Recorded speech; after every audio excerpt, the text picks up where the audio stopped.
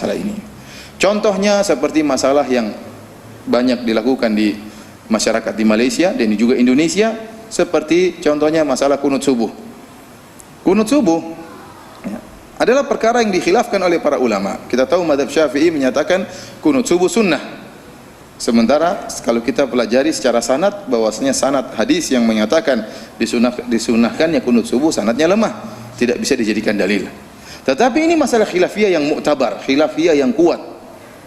Maka tidak, kita boleh, berhak kita untuk menjelaskan bahwasanya ini pendapat tidak kuat, ya, meskipun dikatakan oleh Imam Syafi'i dan para pengikutnya, namun ini pendapat yang kuat, kunut subuh tidak ada. Kenapa? Karena dalilnya lemah. Cuma sampai tahapan itu, tidak boleh kemudian kita mengatakan sesat, bodoh kunut subuh, ngawur, tidak boleh seperti itu. Haram. Manhaj Ahlussunnah mengatakan tidak boleh seperti itu. Oleh karenanya perhatikan bagaimana Imam Ahmad yang menyatakan tidak sunnah kunut subuh, dia menyatakan orang yang sholat di belakang imam yang kunut ikut kunut subuh. Ini fatwa mungkin asing, namun antum harus tahu, ya, bahwasanya Imam Ahmad yang beliau menyatakan kunut subuh tidak dianjurkan, menyelisihi gurunya Imam Syafi'i, dia menyatakan barang siapa yang sholat di belakang orang yang kunut ikut kunut subuh. Kenapa? Ini masalah khilafiyah dan antum posisinya sebagai makmum maka ikut imam pada masalah-masalah ijtihadiyah. Beda kalau imamnya sholat asarnya 5 rakaat, ya jangan diikuti. Ini masalah jelas, tidak boleh. Sekarang masalah kunut subuh, masalah ijtihadiyah.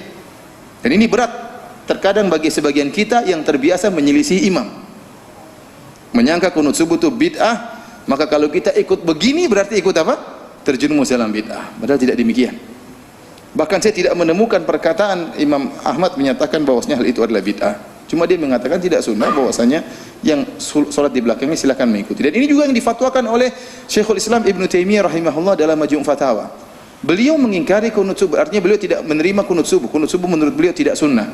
Tetapi beliau sendiri menyuruh orang untuk ikut kunut subuh di belakang imam yang kunut kalau posisi dia sebagai makmum.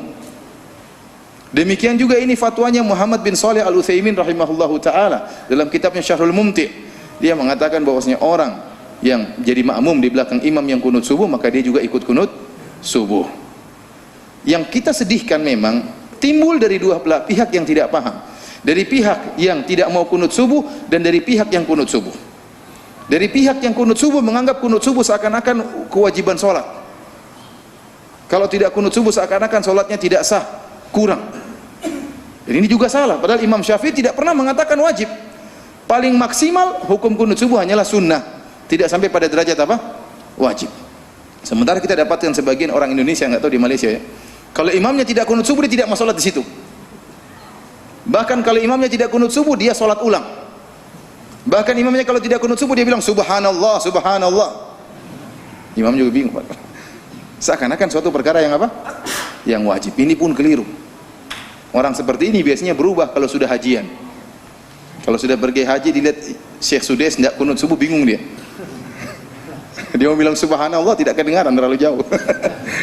Bingung bagaimana coba? Apakah jutaan orang sholat tidak sah semua? Apakah jutaan orang semua sholat tidak sah di belakang Imam Syekh Sudes yang tidak kunut subuh? Dan ada yang nekat, imamnya tidak kunut subuh, dia kunut subuh sendiri. Ini salah seperti ini. Imam Syafi'i tidak pernah mengajarkan demikian. Oleh karena saya mengatakan salah dari dua pihak. Pihak pertama, orang yang kunut subuh, kita bilang silakan kalau kau kunut subuh, kau yakini mazhab Syafi'i, kita hargai. Namun menurut saya kau hargai juga pendapat saya. Pendapat saya bahwasanya tidak sunnah. Kalau kau silakan. Bahkan di antara penghargaan saya yang mengatakan tidak sunnah, saya kalau jadi makmum di belakang engkau, saya juga ikut kunut sebagai bentuk penghargaan saya kepada masalah ini. Sebaliknya juga dari pihak yang lain yang menganggap kunut subuh tidak sunnah, maka menjadikan orang yang kunut subuh seakan-akan solatnya rendah, solatnya hina, tidak solat itu tidak benar, sama. Mengatakan orang tersebut ahlul bid'ah, ini tidak benar. Ini masalah khilafiyah, tidak sampai pada tingkatan apa? Bid'ah membid'ahkan. Barang siapa yang terjerumus pada bid'ah membid'ahkan dalam masalah kunut subuh, dia telah menyelisih manhaj Ahlus Sunnah.